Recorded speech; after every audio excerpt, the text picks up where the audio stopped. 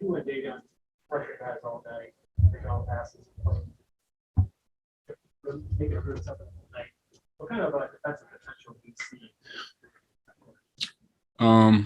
A lot of potential, honestly. But tonight, once the game kind of got away from us, I told him, I said, just still compete. Let's show some heart, and we kind of feed off of each other on the defensive end. So that was just, I mean, between him and I, that was kind of our mindset. Even though the game got away from us, to still try to build habits, build off that energy, and take that into the next game because the next two games are winnable.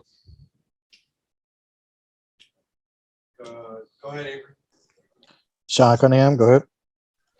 Yeah, Donte, just, I mean, I know you guys have been shorthanded, but where did you see this one kind of go wrong for you guys against a, veteran-laden team like that? They're a good team. You got to give them credit, and, they shoot the hell out of the ball. I think when they're at their best, when Bam's making a lot of plays, you got shooters around. They do a great job of cutting. So I think they locked in on the defensive end. We missed some shots early, and they made a lot of shots early. So their confidence went up, ours went down, and they kind of got away from us, I think. Any other questions for Donte? Guess we'll go back to Sean, and then we'll go to James. Yeah, I guess just following up on that, you guys, kind of cut, I think it was a 16-point deficit early on, and then they, stretch it back to, I think, 18 before the half. Just how much did that kind of feel like it maybe took some of the wind out of your sails? That was, what was that, right before halftime? I think we cut it. They came out in the third quarter and started firing. And I think they made that big run coming out in the third quarter, and I think that's where it kind of got away from us. I think going into the half, we were confident, we were moving the ball, and I think we kind of got away from that in the third quarter, and that's where the kind of game just slipped away from us. James?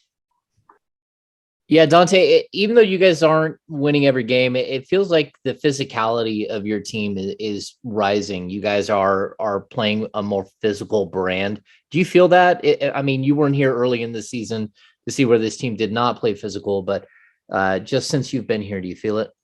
Yeah, I mean, I think it's just, I think guys are kind of taking pride in that one-on-one matchup every night, and then collectively, we're playing with a lot of energy on the weak side. I think you don't look at this game, but overall, I think, like you said, the energy's higher, physicality's higher, and guys are kind of taking more pride on the defensive end, and that's what we have to be. That's kind of what the next step for us is, to build off of that, is for us to be a good defensive team, because offensively, when you move the ball and you get open shots, some nights are going to fall, some nights they're not, but when you can pride yourself on the defensive end, that's what separates, the mediocre teams from the good teams.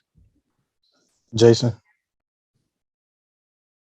Hey, Donte. I'm wondering, as you look ahead a little bit, to what your contract situation is in the summer, does this feel like a little bit of a kind of a two-way audition where you and the team are both kind of feeling each other out to see what the long-term fit might look like?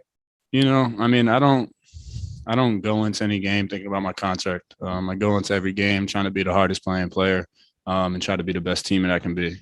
Wherever the chips fall at the end of the year, that's where they fall. But, when I go into the game, I'm not thinking about my contract. I'm not thinking about situation.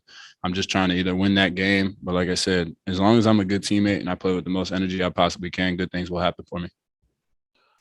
Last one, Tony. Hey, Donte, Damian, he's putting in a lot of time out on the floor. He's clocking a lot of minutes. What are you saying to this guy? I know he doesn't mind being out there, but the last two games, he's averaging like 42 and a half minutes. And of course, 45, 46 in that overtime loss the other day.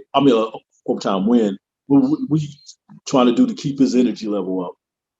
I mean, personally, I just try to keep talking to him. The more I can just talk to him and, keep his confidence high, keep his energy high, he's fine out there. It doesn't matter how many minutes he plays. He wants to play basketball. So he may miss a few shots, may miss a defensive assignment. It doesn't matter. I think that relationship that me and him have and we're building. We can get on each other. I can get on him. He understands it's coming from a good place. And, you know, when you do that and you know that somebody has confidence in you, your energy level is, you know, it stays high. I think guys' energy level gets kind of low when, you know, you feel like you have a bunch of people on your back. You're trying to do the right thing and there's a bunch of ears. So like for me, just making things simple for him, giving the advice that I had over the last 3-4 years to him, and just going from there and just letting him play ball. At the end of the day, he's a hell of a player, and no matter how many minutes he's going to be on the court, he's going to make the right decision.